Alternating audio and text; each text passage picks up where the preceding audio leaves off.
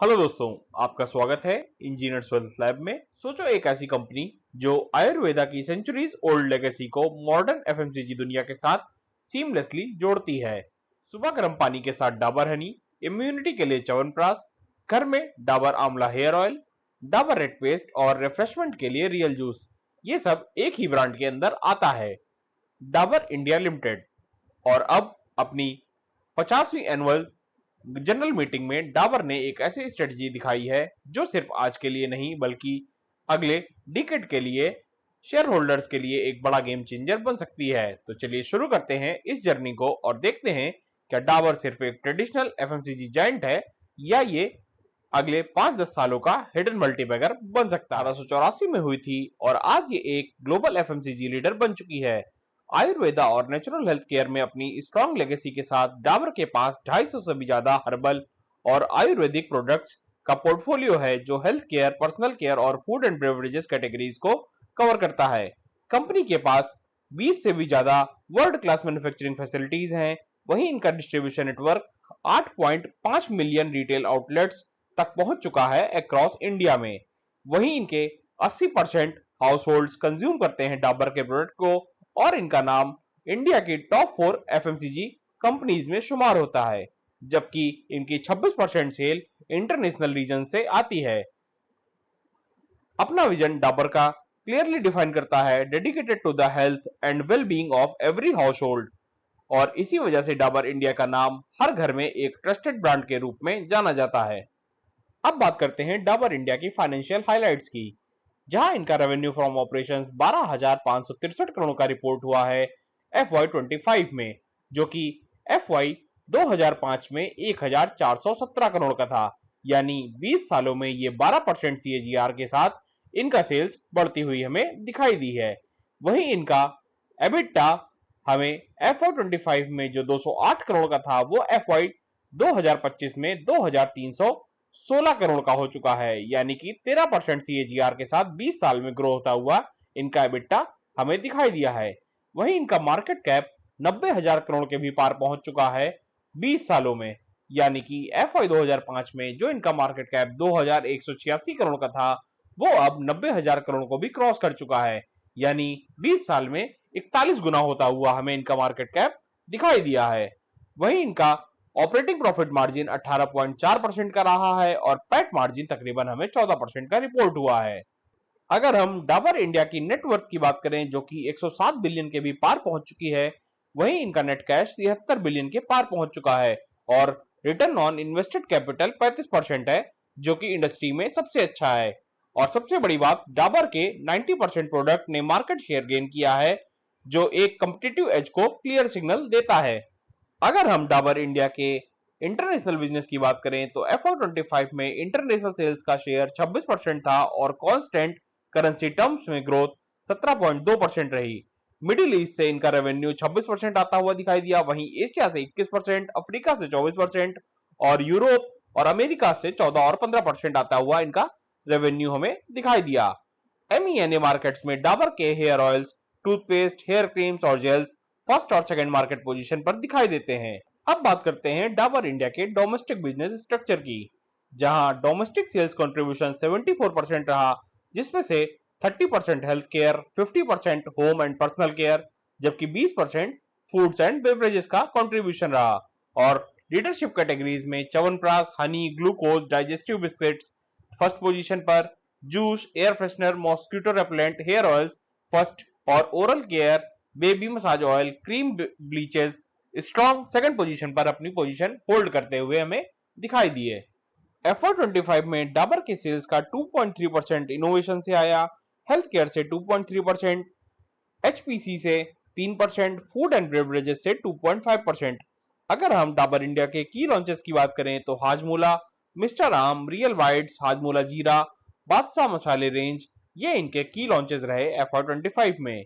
डाबर ने premium product पर अपना फोकस डबल किया है हायर मार्जिन और अर्बन कंज्यूमर पोजीशनिंग के लिए, जिसमें premium chyawanprash variants, Dabur honey premium range, Himalayan shilajit and health juices, Sciens by Dabur premium personal care brand, Odonil gel pockets, Dabur herbal charcoal toothpaste, Real Active 100% juice and coconut water शामिल हैं। FY25 में डाबर ने 0.5 million outlets add करके अपनी reach 8.4 million outlets तक बढ़ाई है, जिसमें से इनकी डायरेक्ट रीच 1.5 मिलियन आउटलेट्स तक है और 85,000 आउटलेट्स इन्होंने FY25 में ऐड करे हैं। वहीं ये 1.33 लाख विलेज को कवर करते हैं, जिसमें से 15,600 इन्होंने FY25 में ऐड करे हैं, जबकि ये 2.79 लाख के मिस्ट शॉप भी कवर करते हैं, जिसमें से 9,000 इन्होंने FY25 में ऐड करी हैं।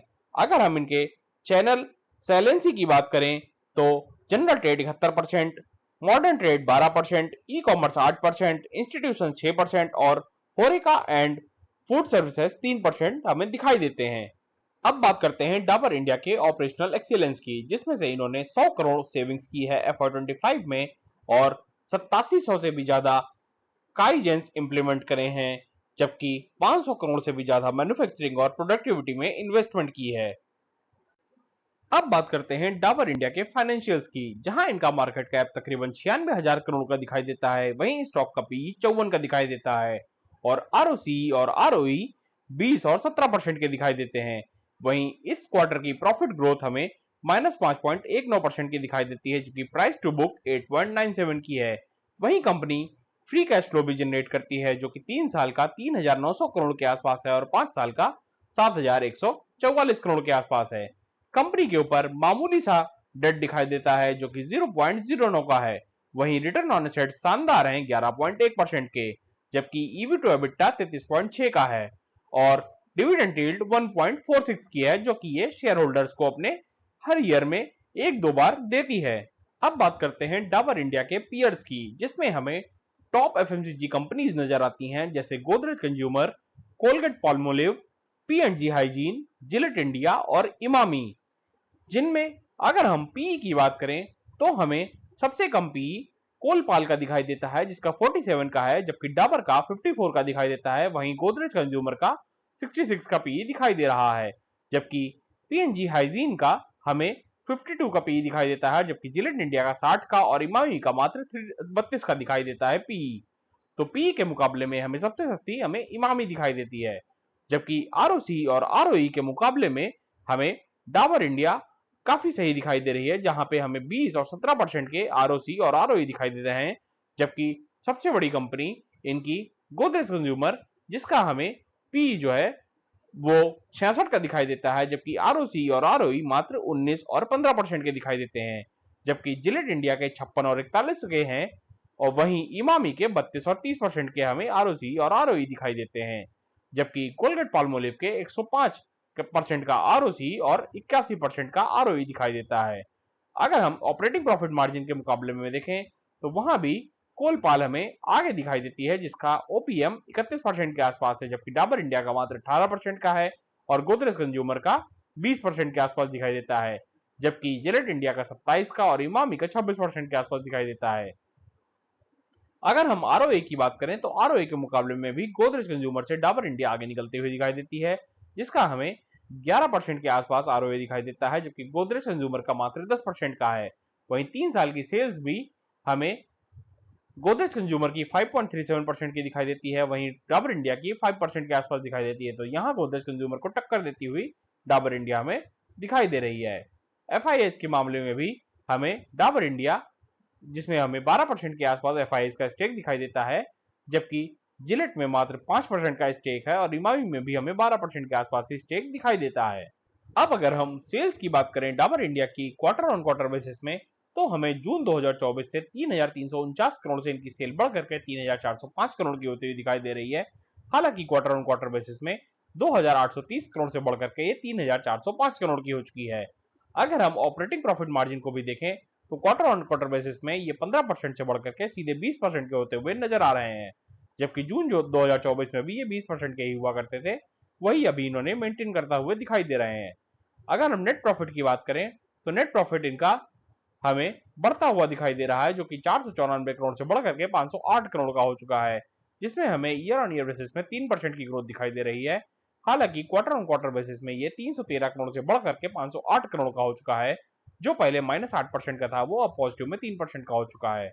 वहीं ईपीएस में भी हमें अच्छी खासी ग्रोथ दिखाई दे रही है क्वार्टर ऑन क्वार्टर बेसिस में, जो कि 1.81% से 1.81 से बढ़ करके 2.90 का हो चुका है। अब बात करते हैं कंपाउंडेड सेल्स की, जो 3 साल की 5% और 5 साल की 8% दिखाई दे रही है। वहीं 3 साल का कंपाउंडेड प्रॉफिट -1% का और 5 साल का 3% दिखाई देता है। वहीं स्टॉक प्राइस भी 3 साल में बढ़ता हुआ नहीं गिरता हुआ दिखाई दिया, जो कि -1% से गिरा और 5 साल में मात्र 2% बढ़ा है। अगर हम कंपनी के कैश फ्लो को देखें तो कैश फ्रॉम ऑपरेटिंग एक्टिविटी हमें 1987 करोड़ का दिखाई देता है और cash from investing activity -448 crore का है, जबकि cash from financing activity -1408 crore का दिखाई देता है। तो net net cash flow 133 crore का हमें दिखाई दे रहा है मार्च 2025 में। अगर हम इनके की रेशियोज की बात करें, जो कि डेटर्स डेज हमें 26 दिन के दिखाई देते हैं, वही इन्वेंट्री 175 दिन की दिखाई देती है और डेज पेबल हमें 215 दिन के दिखाई देते हैं, जबकि कैश कन्वर्जन साइकिल हमें माइनस में 14 दिन का दिखाई देता है और वर्किंग कैपिटल डेज माइनस में 13 दिन के दिखाई देते हैं। अगर हम शेयर होल्डिंग पैटर्न की बात करें तो प्रमोटर्स के पास अच्छा खासा स्टेक दिखाई देता है 66% के आसपास, वहीं एफआईआईज और डीआईआईज के पास 12 और 16% का स्टेक है, जबकि पब्लिक का पार्टिसिपेशन भी हमें यहाँ पे 5-5.5% के आसपास दिखाई दे रहा है। अब बात करते हैं डाबर इंडिया के सस्टेनेबिलिटी एंड ईएसजी गोल्स की, जिसमें इन्होंने 100% कोल एलिमिनेशन को अचीव कर लिया है और 61% एनर्जी इनकी रिन्यूएबल सेक्टर से आती है, जिसका टारगेट इन्होंने 1 साल पहले ही अचीव कर लिया है। वहीं 30% वाटर इंटेंसिटी रिडक्शन कर लिया है, जिसमें भी इन्होंने पहले ही सफलता पा ली है और प्लास्टिक वेस्ट पॉजिटिविटी मेंटेन करके रखी है और 85% वाटर पॉजिटिविटी, जिसका टारगेट है 2030 का, और जेंडर डाइवर्सिटी एट 13.4% है, जिसका टारगेट इन्होंने 21% का रखा है FY28 के लिए। डाबर इंडिया का ESG स्कोर 81 तक पहुंच चुका है, वहीं MSCI रेटिंग अपग्रेड होकर के AA तक पहुंच चुकी है। डाबर ने अपने फोकस कैटेगरीज में डबल डिजिट शेयर गेन किए हैं, जिसमें हेयर ऑयल में 19.1% का मार्केट शेयर हमें देखने को मिलता है, जिसमें हमें 196 बेसिस पॉइंट्स की जंप देखने को मिली है। वहीं टूथपेस्ट में इनका मार्केट शेयर 16.3% का है, जिसमें हमें 15 बेसिस पॉइंट की जंप देखने को मिली है। वहीं च्यवनप्राश में इनका मार्केट शेयर 61.3% का है, जिसमें हमें 162 बेसिस पॉइंट की जंप देखने को मिली है और डाइजेस्टिव्स में 55.8% का इनका मार्केट शेयर है, जिसमें हमें 261 बेसिस पॉइंट्स की जंप देखने को मिली है, जबकि जूसेस एंड नेक्टार्स में 60.6% का मार्केट शेयर है, वहीं इसमें हमें 261 बेसिस पॉइंट की जंप देखने को मिली है।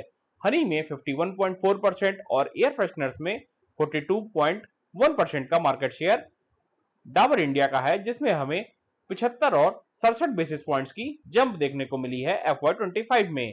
क्लियरली डाबर कंसिस्टेंटली कंपटीशन को आउट परफॉर्म कर रहा है। तो दोस्तों, डाबर इंडिया लिमिटेड एक पावरफुल मैसेज देता है। ये कंपनी साइमल्टेनियसली ग्रोथ, प्रॉफिटेबिलिटी और सस्टेनेबिलिटी को बैलेंस कर रही है। एक तरफ 12,563 करोड़ रेवेन्यू, 14% पैट मार्जिन, दूसरी तरफ 90% पोर्टफोलियो में मार्केट शेयर गेन, साथ ही premium launches, digital first branding और ESG फोकस डाबर को एक लॉन्ग टर्म कंपाउंडर स्टॉक बना देते हैं। लेकिन असली सवाल यह है, क्या डाबर का प्रीमियमाइजेशन और ग्लोबल पुश इसे अगले 5-7 सालों में HUL और नेस्ले जैसे FMCG जायंट्स के सामने खड़ा कर पाएगा? अपना ओपिनियन नीचे कमेंट्स में जरूर शेयर करें और अगर आपको ये एनालिसिस पसंद आया हो तो लाइक करिए, शेयर करिए और सब्सक्राइब करिए इंजीनियर वेल्थ लैब को, जहां हम आपके लिए लाते हैं इंडिया के टॉप बिजनेसेस का सबसे इंसाइटफुल ब्रेकडाउन। तो दोस्तों, मिलते हैं अगले वीडियो में किसी और कंपनी के एनालिसिस के साथ। तब तक के लिए हैप्पी इन्वेस्टिंग, सेफ इन्वेस्टिंग।